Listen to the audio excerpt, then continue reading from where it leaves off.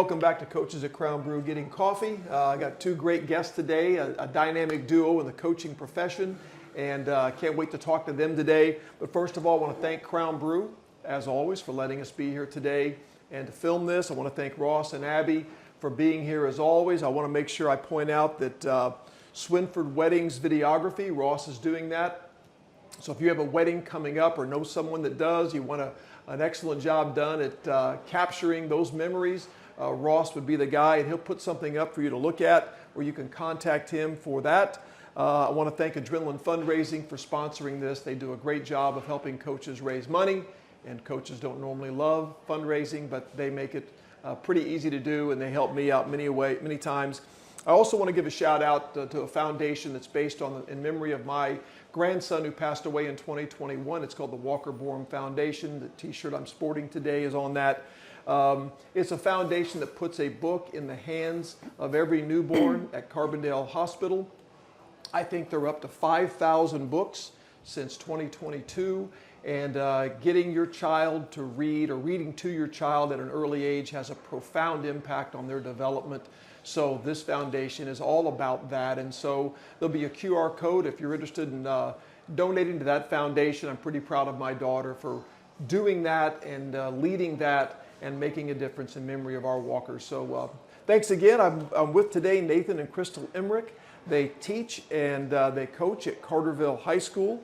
And I want to welcome you both. Thank you. Thanks. Great to be here. I'm going to run down a list of things. I want to start with Nathan's achievements because I can't assume my viewers know a lot about you. He was a high school baseball and basketball player, played baseball at SIU for Dan Callahan. 3 state titles as a coach in softball at Cobden, 2 as head coach. 7 straight volleyball regional titles, 1 sectional title in volleyball, 2 junior high volleyball regionals, 1 third-place finish in 2025, 1 river-to-river title in 2022, 1 regional championship in 2021, 1 sectional title in 2021. It's a pretty good resume for a young guy. It's okay. That's okay. Krystal, Nashville High School. So when people hear that, they know automatically there's got to be some athletic success there. Softball, basketball, volleyball. Softball was your main sport? That and basketball, yeah. Went to SIU, Carbondale, got a degree in public relations and marketing. You played softball at SIU. 2006 and 2008 ESPN Magazine Academic All-American, congratulations. 2006, 2008 ESPN The Magazine Academic All-District, MVC Scholar Athlete. 2005, 2006 First Team MVC All-Conference. 2005, 2006 First Team All-Region. 2007 SIU recipient NCAA Leadership Conference. You were in 2007 Lincoln Laureate Award winner for SIU and a guest speaker. College of Liberal Arts valedictorian, SIU Distinguished Senior Award recipient, NCAA Women's Enhancement Postgraduate Scholarship for Careers in Athletics. You have a Master's in Sports Administration, a Master of Arts in Teaching. Woo. That's why I married her. Oh, smart man, right? And that is it's really impressive. And just all kidding aside, it's really special that you two are here and your resumes are impressive. And I get these every week when I do these podcasts. I'm blown away at all the achievements of these coaches. And both of yours were very, very impressive. So welcome. You spent time at Murphy, Cobden, Anna, and now at Carterville, correct? And Carbondale. And Carbondale, that's right. And you've coached volleyball, softball, and basketball. Not volleyball, but yeah, basketball and softball. Okay. Well, thanks for being here. Let's jump right into it. I've done my research a little bit as best I could. And Nathan, you grew up in Griggsville, Illinois. Griggsville, Illinois. I had to look it up. I'm sorry. Small school? Small school. Graduated 28 kids. I noticed it's near New Salem. Yep. My wife is from Greenview, which is up in that area somewhere. Yeah. Tell me about growing up in Griggsville. Small town, country kid. Lived out in the country till I was going into my senior year, and we moved to town. Oh, which wow. was a big deal. I moved to town, but it was good. It was typical small town.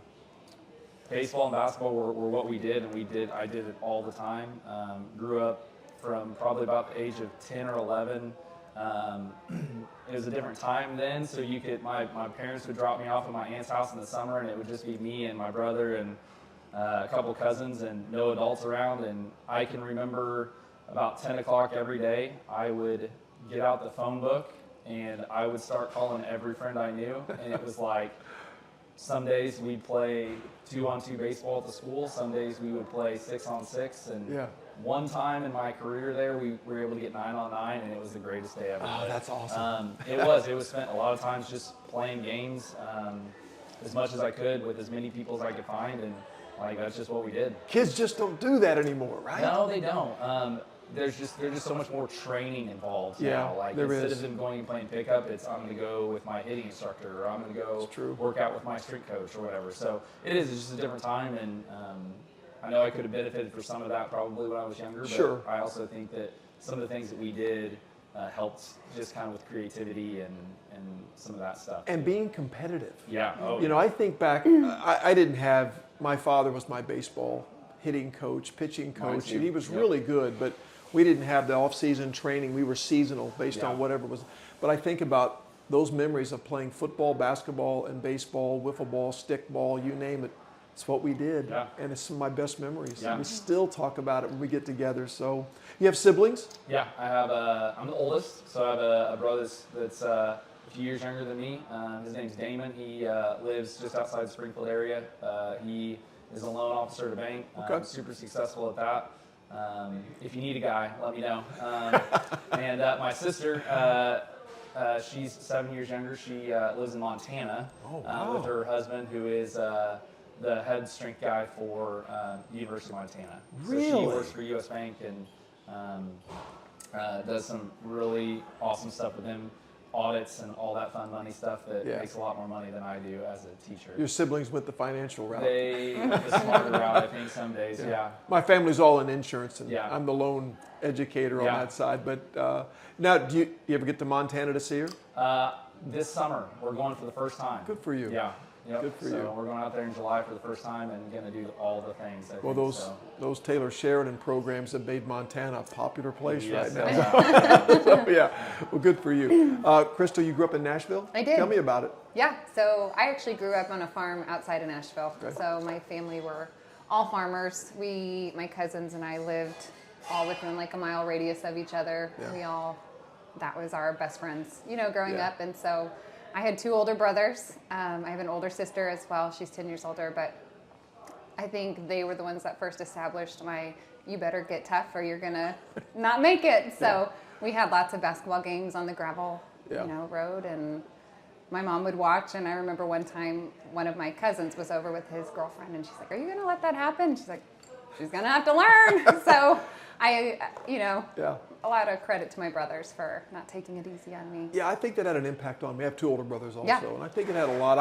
I was kind of in their shadow. They were a little better than me when they were younger, and I think that drove me to prove myself. And it took till my senior year to prove myself. But I think older siblings can do that, and I'm sure you did that for your younger siblings. Can you, in a short answer, help me put my finger on how Nashville is so successful year after year at so many sports? I think the community is just a community of hard workers. Yeah. I think, growing up on the farm, which a lot of the kids there do, not everybody, but we grew up on the farm and you got up early. You had to help out. There wasn't sleeping in, a lot of times it was get up and go help where it's needed. And that's what a lot of our coaches demanded from us too. Yeah. You worked hard, and that wasn't really something you second guessed. You didn't complain about it. If you complained, mom and dad both were coaches growing up, but if I came home and I complained about a coach, it was like, whoa, you better go outside and work harder then, and so it was never, hard work was never questioned. And so I think that was just ingrained in us from a really young age. That's a great answer. Was there an expectation to be an athlete? No, I don't think so. No. My parents did a really great job of whatever I was interested in, they would support. Yeah. And, my dad was a coach. He coached my brothers. And I think just tagging along to all of those games, that was something that I really wanted to do. And, I wanted to keep up with my brothers too. So, but once I decided I wanted to, my dad was very, okay, we're going to do this. We're going to do it right, and we're going to do it the right way, and you're going to play the game the right way and respect the game. And And so I'm really grateful for that, because that's good. where it started. Coaching influences? You had a high school coach that influenced you? So I had 2 high school basketball coaches. I had one my freshman year, and then he left after my freshman year, and another guy came in and he coached me the last 3 years. And I would say they both impacted me in different ways. My freshman coach, I was fortunate enough, went to a small school, so I started varsity from the very beginning as a freshman on the basketball team, and he was kind of that old school, gritty, you're going to get after it, you're going to be tough. If you're not tough, I'm going to make you tough. And I mean, I was a 14-year-old kid who looked like he didn't belong out there physically. And Yeah. I can remember him, like in practice, it was some of these older guys that they were just going to bully me all day, every day. Yeah. And there were a lot of days I left super frustrated of like, why is he letting him do that? That's a foul. Are you going to call a foul? Why are you not call the foul? And it took me a while to learn that like he was basically training me in the moment of, if you can handle this, you can handle anything that's going to be thrown at you in a game. Yeah. And as a freshman, he told me, he's like, you need to do a couple things. You need to handle the ball, you need to defend, and you need to make free throws. I don't need you to score. Like, those are the Yeah. things you need to do. Yeah. Run our Yeah. offense, make free throws when you have to, and don't turn it over. And it was one of those that he made it so tough on me, and almost instigating some of those younger guys to be super physical and things. And it took me a while to respect that, but I saw like the fruit of that by the end of it, of how I didn't get rattled very often, and I was able to make plays when I needed to. And those guys that came in and were kind of talking to me and trying to like bully me a little bit in games, it didn't work, because I'd kind of been trained every single day for that. So I think that was one of the things that I really took away from him. And then my other basketball coach, he prepared so well. Like, he was a young guy, didn't have a family yet, so he had plenty of time to scout, and that was before huddle and all these things. And, Yeah. and I think it just taught me how to prepare, how to scout teams, how to prepare, how to get your teams ready, to where we knew when teams called out plays, we knew exactly what they were running, wow. and we practiced it. We were prepped for it, and I think those were 2 big influences on just how to play the game and how to think the game that were really influential on me, kind of as a coach now, but also just as a player in the moment. Did either one inspire you to, did you say to yourself in high school, I want to be a coach? Did you know that yet? Well, no, because I was going to play professional baseball. You know, that was going to be Well, the of thing, course. right? Like, I mean, why coach when you can play was kind of my mindset. It wasn't probably until probably my junior year of college where I got to that point where I haven't declared a major, and it's like, you got to declare something. That's And about it like was- me, yeah. And it was kind of coming down to that, like, I was either going to go like the law school route, or I was going to go the teaching route. And I kind of started thinking about it, and I bought a LSAT study guide and thought, that looks terrible. And why would I want to go for 3 extra years when I could go for like 1 extra year? And Yeah. why would I want to leave with all of this debt when I could leave with a little bit of debt? And I think it was just a way for me to stay in the game. I think for a lot of us that and- ends up being that yeah, way. and just to stay in the game and still find a way to compete a little bit. And Yeah. so I think it wasn't really until that point in time where it was like, I think this is what I want to do. Krystal, did you have a vision of teaching at an early age, or is it something? No. No, I took a really long, I think I should have been a doctor for as much school as I should have been in. Well, I wondered, But, based yeah. on your bio, if it looked like it was not your first choice. Like Yeah. Okay, No, so how was not on the radar. How did you end up teaching? So I was actually in marketing, and I wanted to do sports marketing. And so I really loved it, honestly. I loved doing party planning, and I loved planning events. And so I did an internship with the AAA team for the Richmond Braves. Oh, wow. And so I Cool. spent a summer out there, Yeah. and I loved it. And, you know, we were at the office from 8 to 5, and then at 5 we'd go out to the baseball field, and we'd work till midnight. Oh, and wow. it was awesome. It was a Yeah. wonderful summer. But we were also getting married in about a year, and I realized that if we wanted to have a family and we wanted And that was something that him and I wanted. That's the polite way to say it. Sometimes you'll say I crushed your dreams by being a teacher and going to No, you might have crushed my batting average when you proposed halfway through the year, but that's for another story. You met in college? You met at SIU. Yeah. How did that come about? Yeah, so I was playing softball, he was playing baseball at the time, and then the baseball and softball teams just would hang out together because we would both get back on Sundays after tournaments, and so we would hang out some together and kind of got to know each other through mutual friends. He was 2 years older than I was. Was it love at first sight?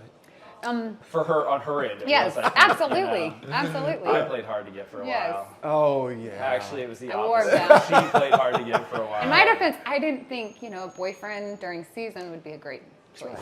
You learned at an early age not to have those distractions. Right, and then he proposed in December, and couldn't resist. Yeah. the batting average tanked after that, but it was well worth it. Good thing you didn't bring that up to Carrie. So, you guys end up getting together, and you make that decision. And what did you take away from playing for Wayne Hari? Because we need to mention you played for a legendary coach. Yeah. What's the big takeaway? Because everyone knows his name. They know the success he's had. Boys sports, girls sports. It doesn't matter what he coaches. Something good ends up happening. What'd you take away from playing for Wayne? Oh, so much. Wayne to this day is still a huge role model for me as a coach, as a person. Wayne expected you to come in and be ready for practice, be ready for your game. And he was going to make sure that, if you weren't, you heard about it. But what I love about Wayne is Wayne also would come right behind you and build you back up again. Right. It was never, you never felt tore down. I always felt like, okay, I want to compete for you. Like there was something about him that you wanted to compete for because he gave you everything, during the season. And, it was just so fun to play for him. And even to this day, he's still checking in on us, his former players. And, if some big event happens in our life, he knows about, he's checking in and and so he cares more about you as a person than he did as just another player. And you knew that. Yeah, absolutely. And that's beautiful. You talk about wanting to teach young coaches that, and I think you can to some extent. I also think it's a gift that people like Wayne Hari possessed. Absolutely. That there was a natural inclination that the players knew he cared, and they wanted to play for him. They didn't want to disappoint him. So I love that. But I do think you could get better at that. But I do think that's a gift. Right. And it's a pretty cool thing to hear, because I know a lot about his success, but I love the fact you shine some light on the person other than just the coach that we hear about. So that's pretty cool. Yeah, it's really awesome. Let's talk about your college experience. I don't mean to offend you in any way, but how did Dan Callahan find you in Griggsville? That's a great question. So this was before big time travel teams, before a lot of video and social media and stuff like that. So there was a guy in the town next to me, that's Pittsfield, and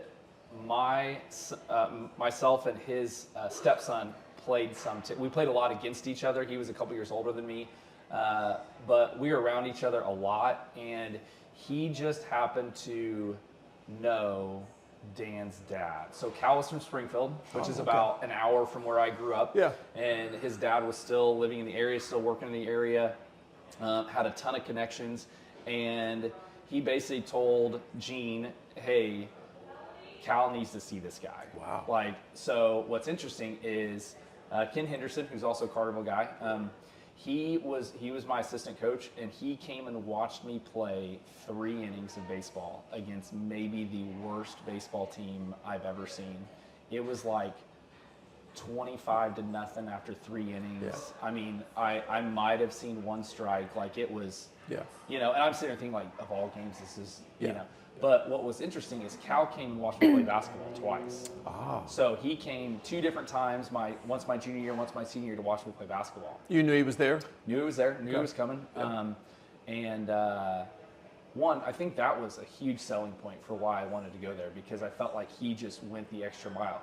About once a month, I would get a handwritten note from him during the recruiting process, and even after I signed, he'd send me newspaper clippings from my local newspaper. Oh, wow. And say, hey, my dad saw this in the newspaper. Wanted Nice to make touch. sure you got it. Yeah, Yeah, that's like really he cool. was a master recruiter when it came to that stuff. Yeah. Just very personable. And I can remember all throughout college, I still have stacks of handwritten cards that he would. Oh, that's awesome. He would leave in your locker, like, hey, great job this semester, 3.8 GPA, just shows your commitment to the class, or whatever, right? Like, and it just, like, those were the things that, like, it just were kind of like wow, people do this. Yeah. And that was something I think I've taken away from him. It's Yeah. just that thought of handwritten notes and how important they are and how much more it means than just like a text message these days or something like that. Yeah, there's something about the handwritten note. Yeah, so that's kind of how crazy he found me.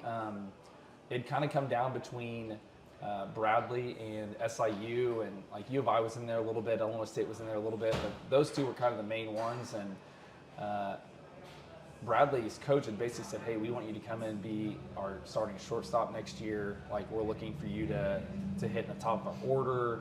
And Cal's like, you'll have a chance to compete for a spot. Like, I don't know where you'll play. Like, I don't know if you'll play, but like, you'll have a shot. And there was something about that was like intriguing of like, okay, like it's not just going to be handed to me. Like, I'm going to have to really work for this. That's really an old school mentality. Yeah, and it was. And that's one thing I'll say about Coach Cal from the very beginning is he was a straight shooter. Like, he was going to shoot you straight, and it was going to be exactly what was on his mind, and he wasn't going to sugarcoat anything. But he was also going to be the first one to shake your hand and tell you did a great job when you made a great play, or you got a great hit, or you got a sack bunt down, or something like that. Something little bitty part of the game that meant a ton to him. He was going to be there, the first to congratulate on it too. It's interesting though that instead of someone, because as soon as someone tells me that I'm going to be the starting this and I'm going to leave, I'm a little leery of that promise to be. That sounds like a recruiting pitch. Yeah. But for someone to look at you and be honest and say, I'll be honest with you, you got to earn it. Yeah. And I think that was so. I like the fact you saw through that. And it wasn't like, don't get me wrong, I was 17 years old and having some D1 coach say, hey, you're going to be a starting shortstop. No, was like, I get it. You know?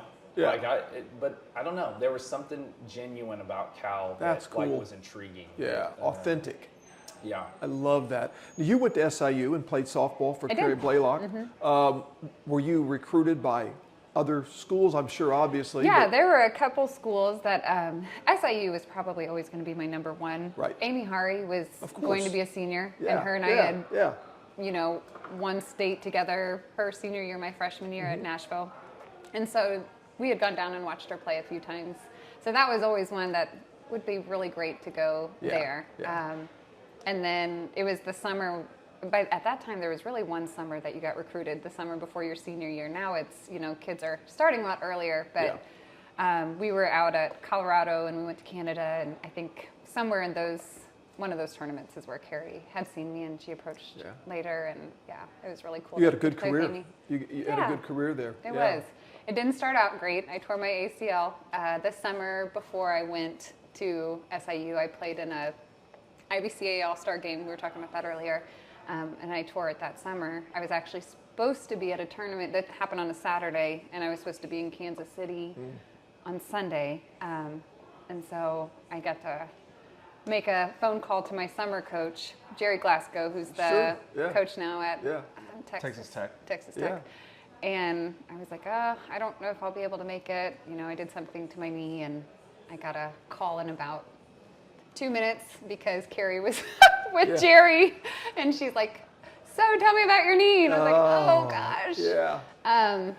But Carrie was super gracious, and we got surgery done really fast. And that fall I was out and did rehab and really worked hard to come back, and I was able to come back. What did you take away from the SIU experience with Coach Blaylock?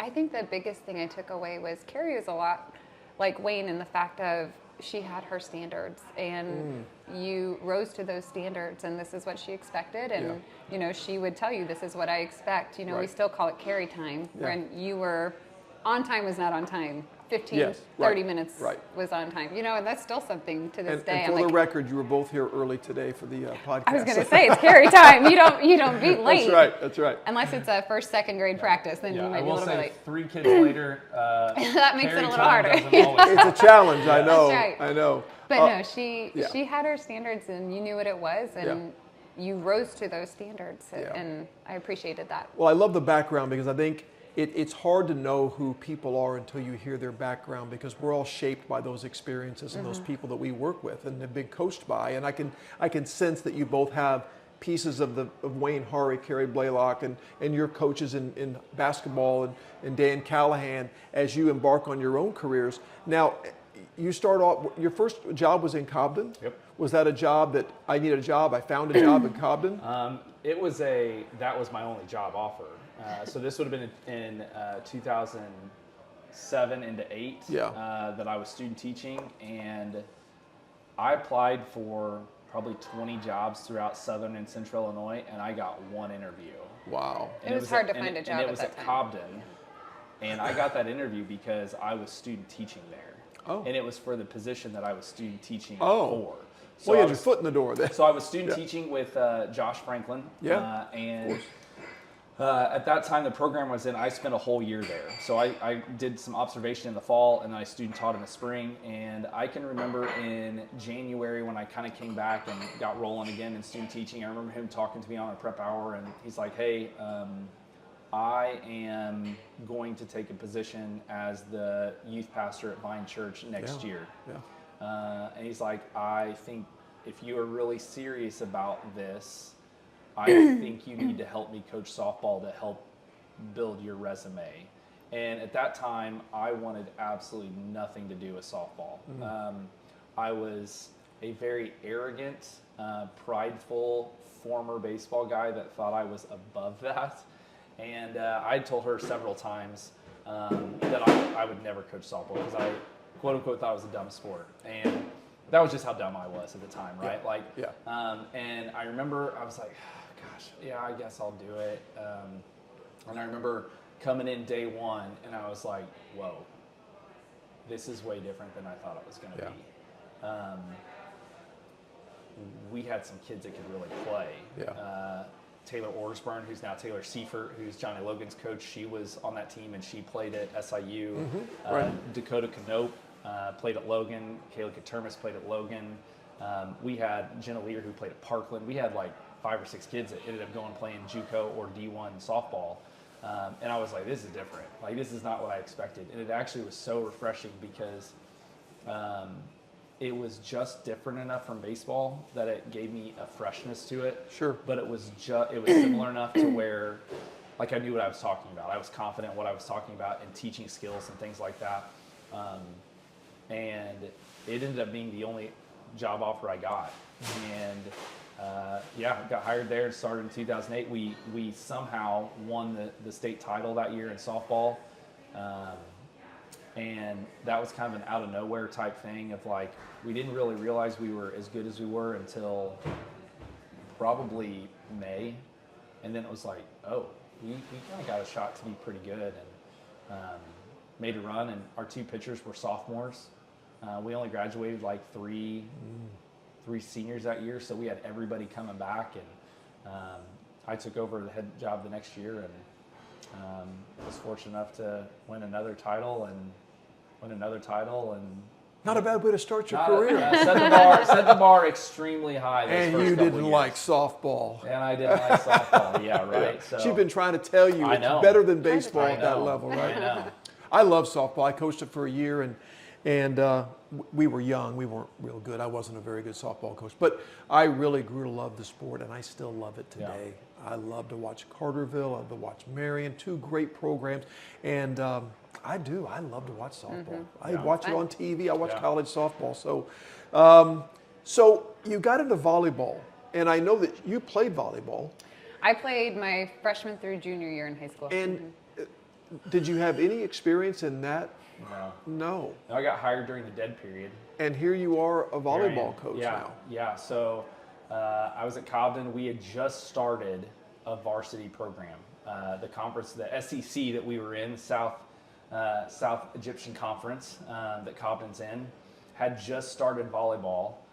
The year before was our first like varsity season. Yeah. And I don't even know if that year we played in a regional. It was more we just played regular season, no postseason. Right. And then that next year, which would have been the fall of 2012, I think, we didn't have a coach during the dead period. Right. This is like a Thursday. Practice is going to start on Monday. And our athletic director, Craig Partridge, came to me and he's like, listen, I need you to do me a favor, man. Like, we don't have a coach. I don't even care that you don't know anything. I know you'll work hard at it. I know the girls will work hard. They'll get better. They'll listen. Like, you'll help at least create some type of program in year one. And I thought about it for a while, and I kind of bargaining chipped, was like, listen, we might need some new softball uniforms. So if you could hook me up with that, I'll call it a deal. And he's like, we'll figure out something. So I remember that was like a Thursday. On Friday, we went to Cobden. And I'm like, you've got to show me something. Like, I know nothing. So that first year was like, it was like me watching YouTube videos on my prep hour, taking the iPad to practice, still watching YouTube videos. Hey, this is what we're going to do. Like, I didn't know anything. Finding drills and things like that. We won a regional the first year. And literally, like, played the most basic sense of volleyball ever.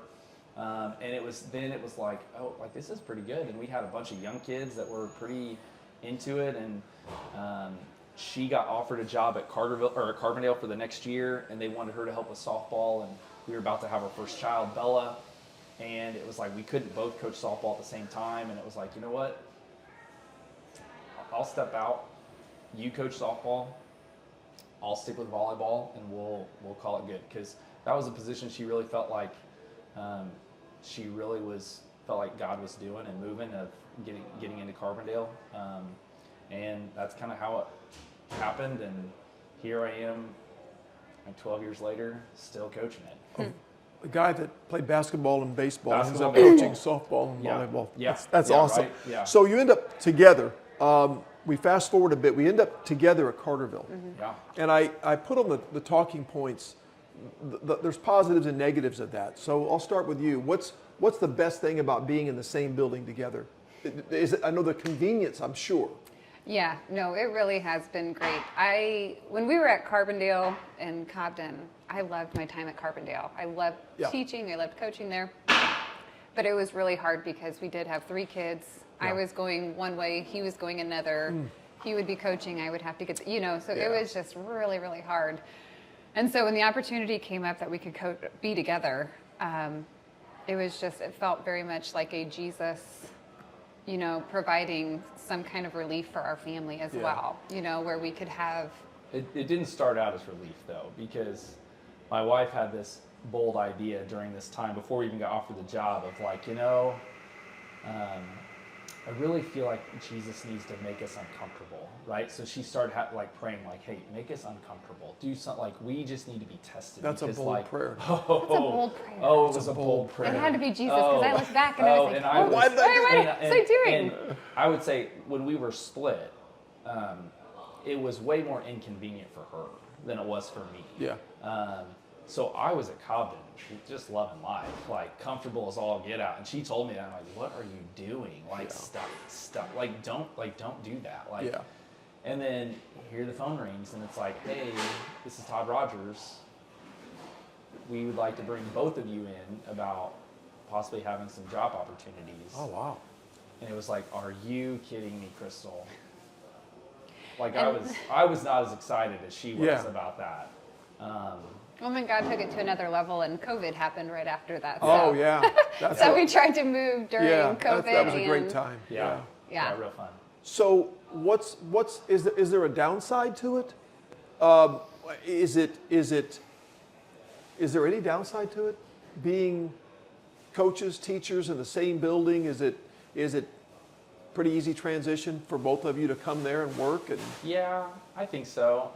I'd say I don't really think there's a downside unless like she's mad at me that day or something. Yeah. And, I've done something or said something dumb, and then I've got to walk through and there she is, and it's like, oh gosh, please don't make eye contact. Well, I didn't think there was. It wasn't a loaded question. I mean, I know that sometimes, we have these situations where we've been apart and we're comfortable in our part, and we come together, and then you are now privy to everything going on, both positive and negative, as a coach's spouse, and now you're there in the same building.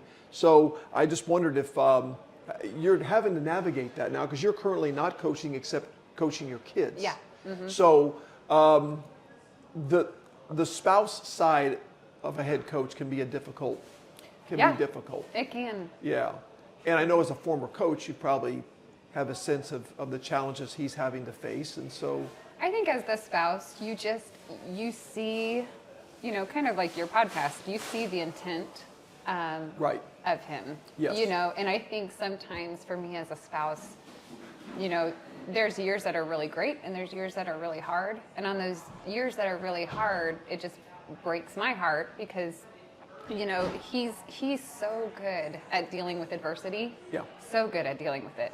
Whereas I'm like, it breaks my heart to see him struggling so much because he pours so much into it, And so I think that's probably the hardest part as a spouse is seeing how much he loves his players and how much he wants for them, not only as players, but as people, and how much he delves into the leadership and how do we become really great women of character.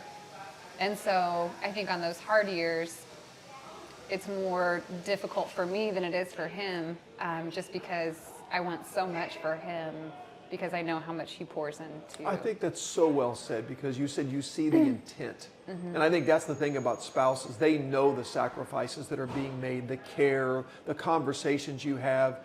And then sometimes there's this disconnect with the parents or the players, and they see other motives or they see other things, and you're like, you don't know his heart like I do. There's so many hard. times that I want to see that. Like, I know. You don't understand. I'm sure my wife would agree with that 100%. So we began working together at some conferences for the Fellowship of Christian Athletes. They asked us to come in and talk about culture. And culture is a buzzword. It's very popular now.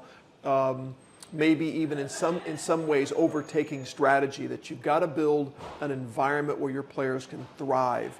And that environment sometimes is more important than whatever X's and O's you're trying to put in. How did you get, because I heard you speak like both times before I spoke at the conferences, and I was blown away at the depth and level of culture you were talking about. And it really inspired me to do more with my culture. Where did this come from? When did you start seeing that as such? Has it always been a part of what you do, or is it just more intentional now? I think it's always been there to an extent. I think honestly, it was probably 2010-ish, right in there, that Mike McElroy, who played football at SIU, was a great friend of mine at SIU, and then a couple years afterwards, when he was getting into coaching in the area, we were just kind of like trying to figure out, how do we be great coaches, and how do we be great coaches that build people up and encourage people, and how do we coach the heart, right? And I remember him and I and Roger Light sat down and we read Joe Ehrmann's book, Inside Out Coaching. Absolutely. And that was the game changer. Yeah. Like, that was the book that, like, I felt like really shifted my thinking between transactional, which I didn't even know was a word or what that was, to this idea of we can actually transform kids through our program. Yeah. And I think that was kind of the time when it started to really change. Yeah. And I started to really dive into, well, what does that look like then? How do we do it? And it's kind of just evolved from there. And there's some years where it's really good, and there's some years where it's not as good, and some years where I feel like it's going to be really good and it kind of flops, and or vice versa. I don't think it's going to be that great, and it turns out to be really awesome. And I honestly think when it comes down to it, it does, to an extent, come down to your assistant coaches buying in and helping as well. I agree. Yep. And also your players, right? If your players aren't buying what you're selling, then it's just words and it doesn't mean anything. And you have to find a way to get it to really hit with them. Yeah, it's fluid. It is. It is, and what culture, you have your beliefs. Yeah. And those don't change, Yeah. but the way you implement it, it can change based on the group of kids you Yeah, have, right? for sure. And so it's ever changing. It's not something this is our culture and this is the way it's going to be from now on. It can be fluid, and you got to adapt and move and ebb and flow a little bit with your kids. And Yeah, and I see some of these guys who like talk about their programs and how, you know, everything's so regimented and everybody's bought in and everything. But then you look and they've been coaching for 25 years. Yeah. You know, they've coached dads and uncles, Yeah. and like that's when you know that you have ultimate buy-in, when that coach can look and say, I coached your dad. And dad, Yeah. and dad knows exactly what Yeah. he's talking about. And Yeah. there's that where, you know, with that move from Cobden to Carterville, me only being there 5 years, like it's a process. And, It and I is. think so often we're looking for that magic 8-ball to get things rolling right out of the gate and shifting things. And you want instant success in that culture aspect, and it's going to take time. Yep. And you and I are Regardless of still where you are. meeting, and Yeah. you and I are still working on it, Yeah. and sharing ideas and bouncing stuff off each other. And I think that's part of the process. Yeah. Is not only do I have it, but how can I keep making it better and keep adapting it? So you're both involved with FCA. Tell me about that experience and how you got started with FCA. Yeah, so I was in FCA in high school. We had a chapter at Nashville. I don't know if you had FCA there. Okay. And then in college, Roger Lipe. I mean, he was a huge influence on both of our lives. Mine too, Yeah. So he actually married us when I we didn't got know out. that. Yes, Yeah, that's he great. was. Yeah. He married us, and but he was the first one that we would sit down and he would call us a couple knuckleheads, I think, at That's that time. Roger. Yeah. That's Yeah. his word. But he would sit down with us at Panera, was usually the go-to place at that time, and we would have conversations, and very real conversations, and we didn't get it right most of the time. But he still loved us through it, and he wasn't, it never felt like this, oh, I disappointed him. We just felt like we were safe with Roger, and he would explain who Jesus was, and we didn't get it right away when we started our freshman, sophomore year. We really started following Jesus, I guess, probably closer to early 20s. Yeah. But he was our first introduction of who Jesus really, really was, and especially as Christian athletes. Yeah. I think I grew up in church, but I didn't know what it meant to be an athlete who lived for Jesus Yes. and what that looked like on the field. Right. There was times where I'd be like, oh, I'm a Christian, so I got to be good, but I can compete, but I can be tough, so it was just a weird balance of how do I show, this. I think young athletes struggle with that. Yeah. That they feel like because they're a Christian, they can't be fiercely competitive. Right, And right. Roger helped me explain to my players how they actually go together. Absolutely. I mean, Jesus was a fierce guy. Right, right. I mean, I don't know, the image we made of him is a little bit different than I think the man who, if you read the Bible, who he really was. And, Right. and Peter and the disciples, these are some tough guys. I Right. mean, they're, so I appreciate that. And Joe Orman's book influenced me as well. But I think you make a good point. I needed to find a way to not separate the FCA time with my players and the on the field time. I think I separated them until Joe Orman's book and Roger Lipe came along and said, no. You got to take that faith and you got to put it in your coaching and be that light all the time. Because sometimes I wasn't always proud of the coach on the field. Yeah. And then I go to an FCA meeting and think, should I even be leading this group? You know what I mean? Yeah. It's tough, and so I appreciate that. Yeah. Yeah. And Roger would be a guy that would call you a knucklehead too. So Yes. I think he called me that a few times Yeah. too. But I love the fact that you did that, and you're both still involved in FCA. What's the big challenge right now, do you think, for FCA in the schools and the kids? Is there anything different than when you started, or you think it's still kids are open and are seeking this? Yeah, I think so. We have probably 60 to 80 kids showing up per each meeting. And, That's great. Honestly, if it wasn't in the middle of lunch with other conflicts at times, we probably would have more than that. Yeah. There's just not really a great time to have it during the school year or school day. And No, I think there's still that desire. I really do. I think our kids are. I think so many like know there's something more, right? Like there's got to be something more. That you see the ones that don't know who Jesus is or doesn't follow him, who are super successful, and it's like they're still longing for something, I right? agree. Yeah. And then there's those kids that like aren't as successful, or maybe they're not as athletic, that still are longing to be a part of something. And I think we've been fortunate enough since we've been at Carterville, we've had a handful of really, really great student leaders that are really sold out for Jesus, and it's helped that they've also been great athletes who are sold out for Jesus. I think there's something to that of having influence and impact on people when you can look up there and there's the all-state pitcher, and there's the all-state linebacker, and there's the cheerleader who just placed in state for a third year in a row. They're kind of leading that. And I think that's huge when you have those types of kids that are there. I mean, Amaya Doyle, who is at Tennessee I've heard her now, speak several times. She was FCA leader for 4 years, and like just dynamic, and also loved Jesus. And I think people, especially our young kids, are the world we're in today. They're longing for something, and they're longing to be loved and accepted and invested in. And I think through FCA, we're just trying to point them to Jesus. Yeah. We're trying to really hammer home, especially in our school, of like, your identity is not in your sport. Yeah. Your identity is not in your grades. Your identity is not in anything that you do, but your identity is in who you are.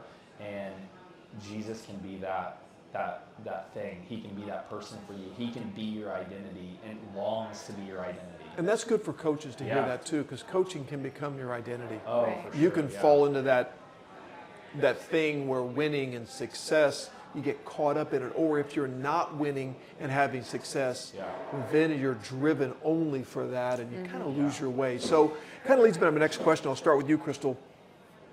It's pretty cliche to say the word culture. It's cliche to say, what is your why? But I still love the question. When you go to work every day and you're teaching and coaching, start with you. What is the why? Why do you do this? What do you want to get? Why are you involved in education? So when I took the long road to teaching, I think I started coaching when I did my sport admin degree as like a internship. And I got around these girls, because I had to do a coaching internship, and I realized, man, I've had so many people pour into me over the years as an athlete and, as a person, and, different people as a Christian.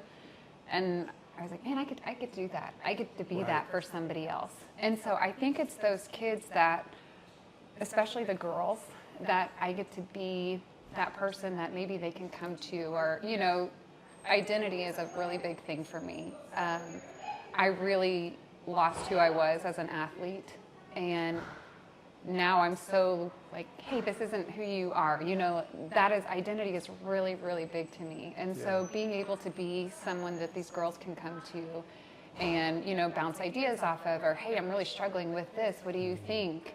And when I'm mission focused, when I'm Jesus focused, it's, you get to see the fruit. Maybe not at that moment, but even later on down the road, you get to see the fruit of planting those seeds along the way, and then having them come back and, seeing where they're at in their lives. It's really awesome. We are put in a position.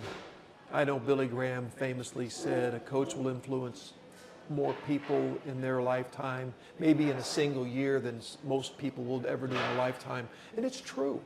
I mean, we are served on this platform, fair or unfair. We have unique influence, and there is an opportunity to stand in front of a class or in front of a team, and day after day have a captive audience. Then you can really make a difference. You can also make some mistakes too. So, how about for you? Similar to her and your answer? So this is actually something I've really been kind of like trying to narrow down and put into like almost like a phrase that I can kind of go back to, and I've kind of settled on like, one, I want to represent Jesus. Like, I want to represent Jesus in everything I do, And I think the big thing I want is I want to represent him by doing my best to impact others through love, grace, wisdom, and service. Yeah. And I want kids to know, like, successful or unsuccessful, like, you're going to be loved. Yeah. Right? Amen. When you do dumb things, own it. There's grace. We're going to move forward. There might be consequences still, Sure. but it's not going to change the relationship. Yeah, that's great. Right? And then obviously wisdom. Like, I just want to share who I am, my story, like how life has impacted us. Because, like she said, identity's been a big thing. And I can remember sitting in my apartment room when my senior year, when I finally hit me that baseball was over and I only had a couple weeks left, and I was not, the dream of playing professional baseball was over and it wasn't going to happen. I can remember just being lost. Like, what am I going to do now? This is what I've done since I was 5. Like, who am I going to be? And like, I just want like these kids to know that whether you go on and play at Tennessee like Maya Doyle does, or you play at Johnny Logan, or you don't play at all, that's not who your identity is. And finally, I just want them to know that, like, I'm willing to go to bat for you. Like, I'll serve you. Like, you need something, like, we're here. Whether it's a recommendation letter, as simple as that is, or something bigger, family-wise, that's really hard. Like, we might not be able to fix it, but we're going to help you in whatever way we can. And I think through that is all just continuing to try and point them to Jesus is the sole reason why, like, we're able to do that. Amen. You know? Yeah. You're coaching your kids. Let's talk about that. You got Bella, Maddie, and Kai. They're 11, 9, and 5. What are they playing? Everything? Right now, yes. But Bella's actually in her junior high track season. Okay. So she had junior high softball, junior high basketball, junior high volleyball, and now junior high track. She's got her first softball game of the season coming up this weekend. Gotcha. Maddie has his first baseball game of the season coming up this weekend. Okay. Kai's in soccer and baseball currently. So tell me about that. Yeah. You're coaching all three. You're coaching three So- sports. So coaching, last year I coached Bella in her travel team. This year I have a teammate from high school who is wonderful, and so I'm taking a step back. I'm coaching her in their slapping.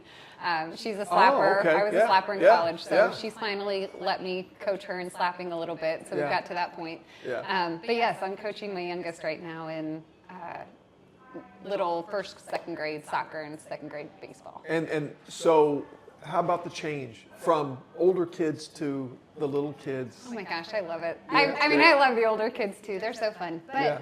what I've noticed, I coached Bella since she was probably 7, 8. I love seeing their excitement on the field. Yeah. And I love when they finally get something. Yeah. You know, we had a kid we were working with last night, and he finally threw the ball to first base.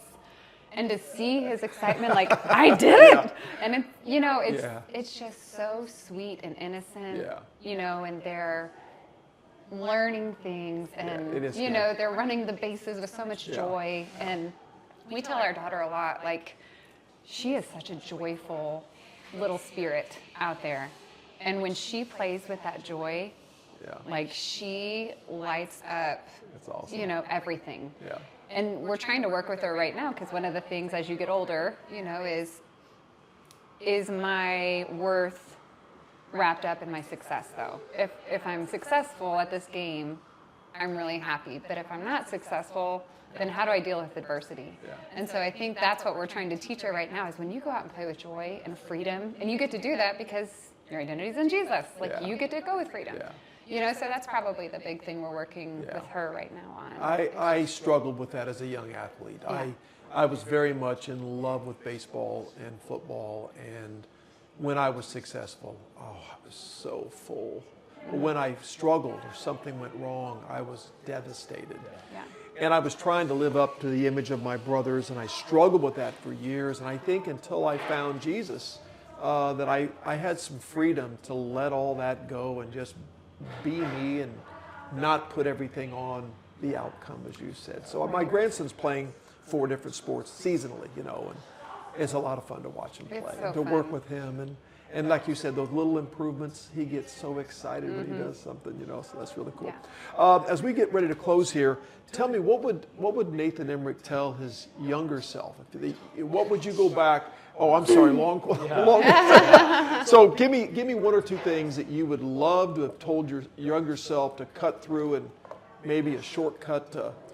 I think it's honestly, it's something that I'm still trying to navigate and get right and figure out the balance. Is I think as a coach, you have to find a way to have appropriate boundary relationships with parents. I think you have to find a way to communicate and relay that you are on their side, that you want what's best for their kid too. Yeah. It might be different, but you do. You want their kid to succeed. Of course. And I think it's not being so arm's distance, shut off, reserved. You're only going to see a little bit. I don't want to let too much of myself go, because then I might get wounded and hurt and offended and all those things, and not appreciated, whatever it is. But I think you still have to find a way to make sure they know that they matter and they're important to our program, and they're needed for our program, and that their daughter's important, whether they play or not. And that's something that I've constantly tried to figure out, and honestly probably haven't done a great job of. I think my natural instinct is just because I'm a natural people pleaser, and I don't like people being upset or frustrated with me. So instead of putting myself out there and possibly getting wounded from that, it's easier just to this is as close as you're going to get. But it impedes a better But it relationship. does. It Yeah, 100% that's a does. really And good and answer. I think trying to let them know that they're welcome in our program. It's not my program for the players. It's our program as a whole. There's three parts to that we have to navigate. If I want the culture to be what I want, and I want the buy-in that I hope for, that piece has to be there. It has to be. Especially in those years where you're not winning every game, right? When you're winning, it's easy for people. Culture's never more important than when you're having it's difficulties. It's when you get smacked in the face and you've lost a couple games, and you're not having the success you hoped for or thought you would, or whatever it is. That's when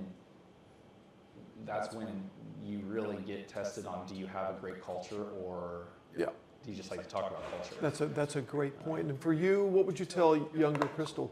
Yeah, I think I would speak more from an athlete perspective.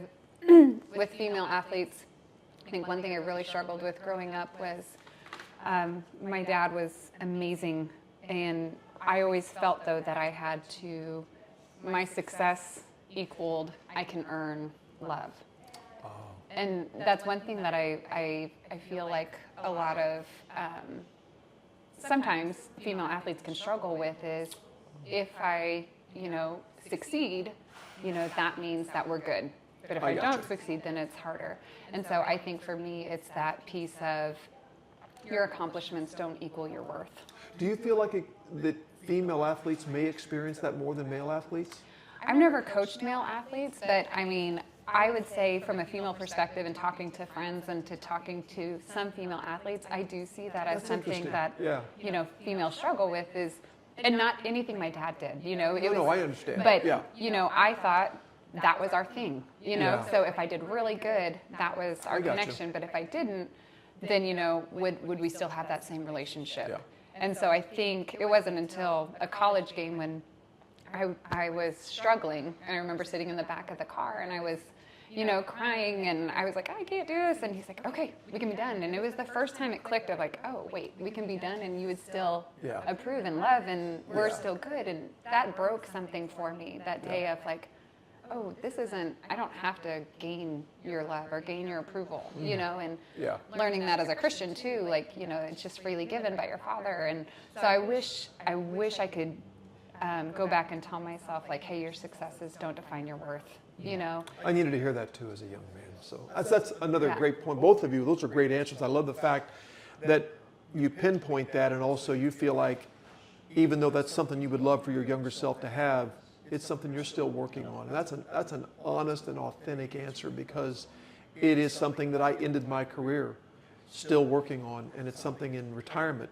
As you know, I'm still working on and trying to help coaches figure out. Yeah, and I think the easy answer is to be like, heck with them.